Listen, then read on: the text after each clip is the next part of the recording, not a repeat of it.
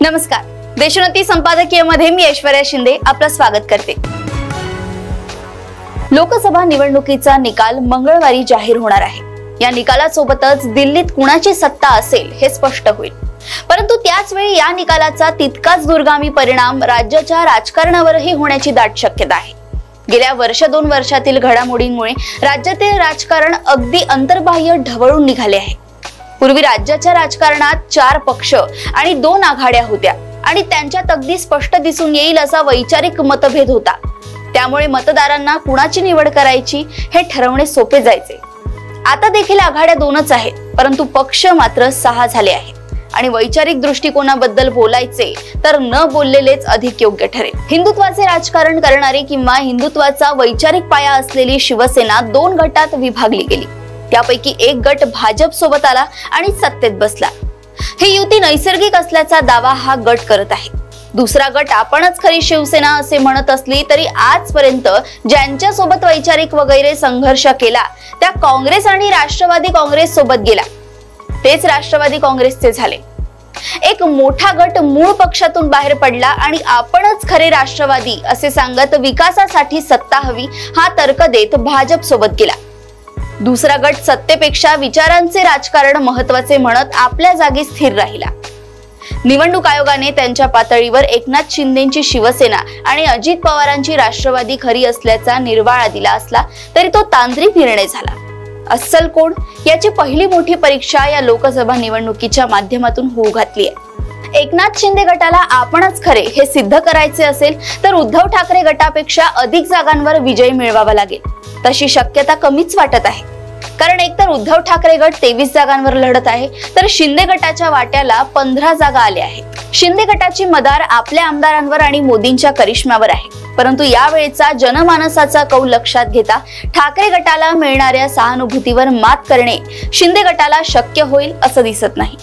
मुंबईतच शिंदे गटाला मोठा धक्का बसण्याची दाट शक्यता आहे। संख्याबळाच्या बाबतीत ठाकरे गटाने शिंदे गटावर मात केली तर पुढच्या काळात शिंदे गटाला आपली एकजूट कायम राखणे जड जाऊ शकते।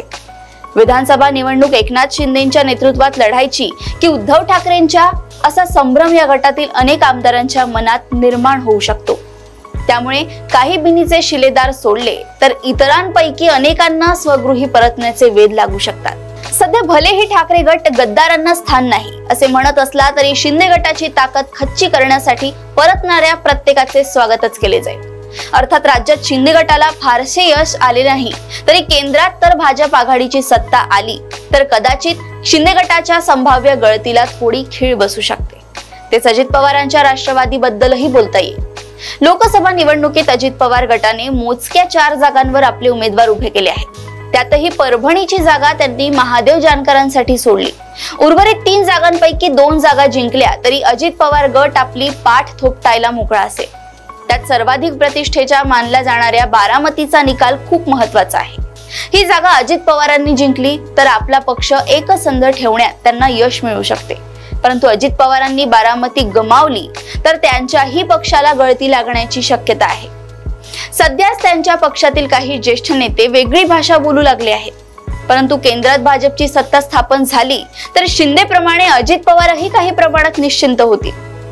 केंद्रात भाजप आघाडीची सत्ता स्थापन होतानाच महाराष्ट्रातही महायुतीला समाधानकारक यश मिळाले तर मात्र उद्धव ठाकरे आणि शरद पवारांना आपापले पक्ष सांभाळण्यासाठी कष्ट घ्यावे लागतील।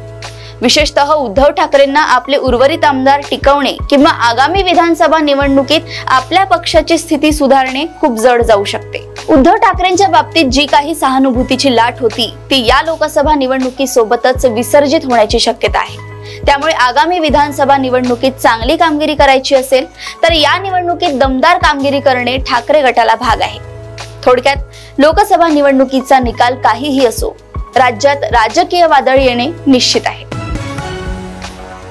अशाच राजकीय घडामोडी व अपडेट सोबत पुन्हा भेटूया देशोन्नती संपादकीय मध्ये। बघत रहा देशोन्नती। नमस्कार। ठळक घडामोडींसाठी देशोन्नती न्यूज चॅनलला सबस्क्राइब करा आणि बेल आयकॉन प्रेस करा।